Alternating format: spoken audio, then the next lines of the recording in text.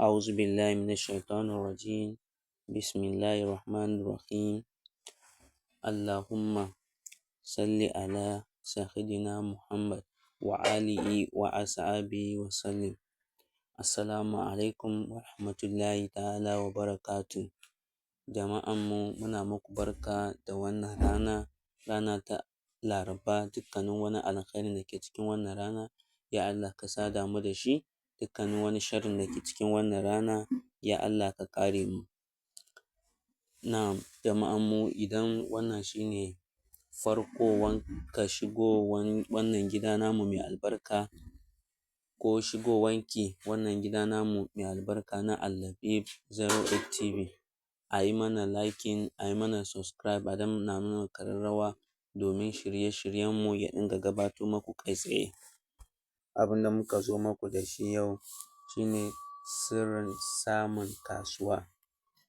Idan kana sana'a ko kina sana'a, harkokinki baya tafiya daidai, ko kin ajiye kasuwa ba kya saidawa, ko wani abu dai na sayarwa ba kya saidawa, don Allah a jarraba wannan sirrin sosai. A jarraba shi, yana da kyau.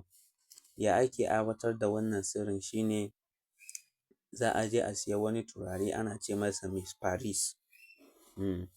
Idan ka samu wannan turaren ko kika samu wannan turaren, in ka kawo shi gida, akwai wani ganye ana ce masa bakin hayaƙi. Za a je a tsinko shi da yawa. Idan aka tsinko bakin hayaƙin nan, sai a wannan turaren nan da aka siyo, sai a zuba shi, a sa wannan ganyen a cikin wani container, sai a zuba turaren a kai, sai a gurza su tare.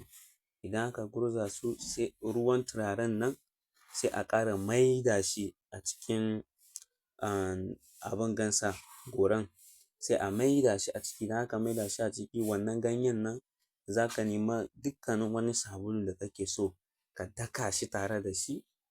Ka daka shi tare da shi, ka cakuɗa shi da sabulu ya daku sosai, sai ka sa a cikin white roba.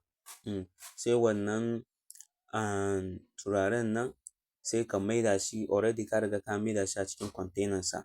So idan ka maida shi a cikin container sa, za ka iya juye shi, ka ƙara sa shi a wani container, sai ka je ka yi alwala. Idan ka yi alwala, za ka yi addu'a.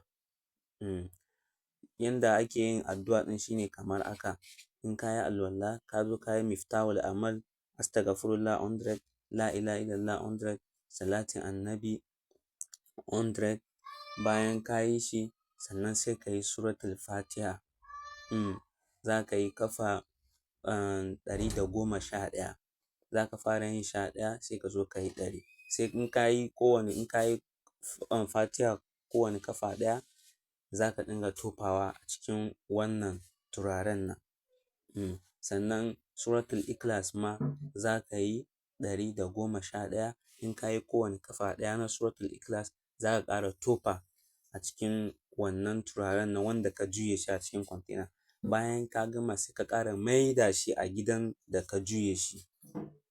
Idan ka maida shi, kowane safe, ya ake amfani da wannan aikin shine, kowane safe kafin ka tafi wurin mu'amalanka ko wurin kasuwanka ko wurin aiki ma, sai ka ɗiga wannan turaren a cikin ruwan wankanka. Sannan wannan sabulu ɗin nan da ka dake shi da wannan ganyen bakin hayaƙin nan, sai ka ɗiba shi kaɗan. Kafin ka ɗiba, bayan ka ɗiba, za ka yi addu'a sosai, sai ka sa a soso, sai ka je ka yi wankanka. Mujarrabin ne sosai. Idan mutum ya samu ya yi wannan sihirin ma, ya yi amfani da shi har kwana 7, wallahi in baya saidawa da, zai fara saidawa. Saboda yana aiki matuƙar sosai da sosai. Idan akwai abin da ba a fahimta ba, za a iya tuntuɓe mu a lambar wayanmu. Da Allah jama'a, dukkanin wanda yake cikin wannan gida namu mai albarka na Al-Labib 08 TV, da Allah a yi mana subscribe, a yi mana liking domin shirye-shiryenmu ya dinga gabato maku kai tsaye. Assalamu alaikum wa rahmatullahi ta'ala wa barakatuh.